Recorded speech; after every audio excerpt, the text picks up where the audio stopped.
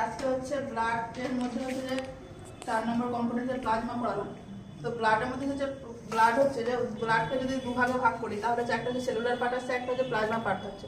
যে সেলুলার পার্টের মধ্যে হচ্ছে যে ব্লাডের যা বাকি কম্পোনেন্টগুলো থাকে সেগুলো থাকে, যেমন হচ্ছে আরবিসি, ডাব্লিউবিসি, প্লেটলেট। এবং যখন হচ্ছে যে প্লাজমা থাকে, প্লাজমাটা হচ্ছে liquid part of the blood, yellow colour fluid, content clotting factor, plasma protein. এখানে কি থাকছে যে প্লাজমা প্রোটিন আর হচ্ছে যে ক্লটিং ফ্যাক্টর প্রেজেন্ট থাকছে প্লাজমার মধ্যে।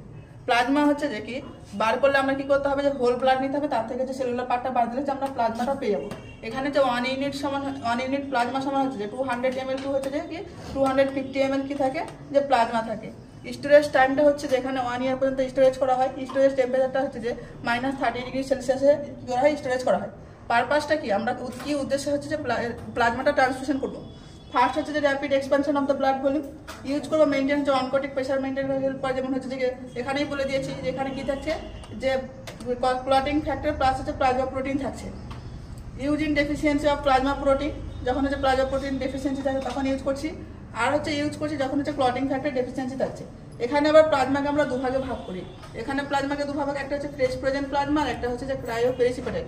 ফ্রেশ ফ্রোজেন প্লাজমার মধ্যে কি থাকবে, এখানে যে অল ক্লটিং ফ্যাক্টর প্রেজেন্ট থাকবে।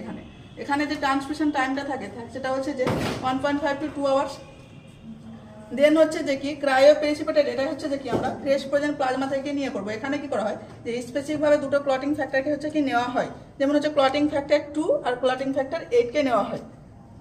তো এখানে ট্রান্সমিশন যে টাইমটা থাকে সেটা হচ্ছে যে 15 to হচ্ছে কি 30 মিনিট ধরে হচ্ছে কি ট্রান্সমিশন করতে হয়। দেন হচ্ছে হিমোফিলিয়া, যে কোন কোন ক্লটিং ফ্যাক্টর ডেফিসিয়েন্সি থাকে হিমোফিলিয়ার ক্ষেত্রে। যে হিমোফিলিয়া হচ্ছে একটা 1 ইউনিট সমান কত রাখি, যে 350 ml থাকে রে। এখানে হচ্ছে যে কি থাকে যে 50 ml কি থাকে, এখানে অ্যান্টিকগুলেন্ট থাকে, সেটা হচ্ছে কি থাকে সোডিয়াম সাইট্রেট থাকে। আর 300 ml কি করা হয়, হোল ব্লাড নেওয়া হয়। এখানে ব্লাডের মধ্যে যা কম্পোনেন্ট আছে WBC, RBC, plasma protein, plasma platelet সবই কি হয় প্রেজেন্ট থাকে। এবার দেখা গেল কোনো পেশেন্টের ক্ষেত্রে যদি আগে থেকে আইডেন্টিফাই হয় যে পেশেন্টের ক্ষেত্রে যে হাইপোক্যালসিয়ামিয়া আছে, মানে পেশেন্টের হচ্ছে যে কি ক্যালসিয়াম কম আছে, তাহলে সেক্ষেত্রে কি করা হয় যে অ্যান্টিকগুলেন্ট, এখানে যেটা আমরা সোডিয়াম সাইট্রেট ইউজ করলাম সেখানে কি করা হয় হেপারিন ইউজ করা হয়। বাট এখানে যে সেই হেপারিনটা কি করা হয় যে কিছুক্ষণের জন্য ইউজ করা হয়, শর্ট টাইমে ইউজ করা হয়। এটা কখনো হচ্ছে যে কি 8 ঘন্টার বেশি ইউজ করা যায় না। কারণটা কি হয় যে হেপারিন কি করবে, যে ব্লিডিং হচ্ছে যে কি ডিসপ্যাক্টর হিসেবে কাজ করে। এখানে যে হোল ব্লাডটা হচ্ছে ম্যাক্সিমাম হচ্ছে যে স্টোরেজ টাইম থাকে সেটা হচ্ছে 35 ডেজ। স্টোরেজ টেম্পারেচারটা থাকছে 1 to 6°C এবং ট্রান্সমিশন টাইমটা হচ্ছে যে 2 to 4 আওয়ার্স। তো আজকে এই পর্যন্ত।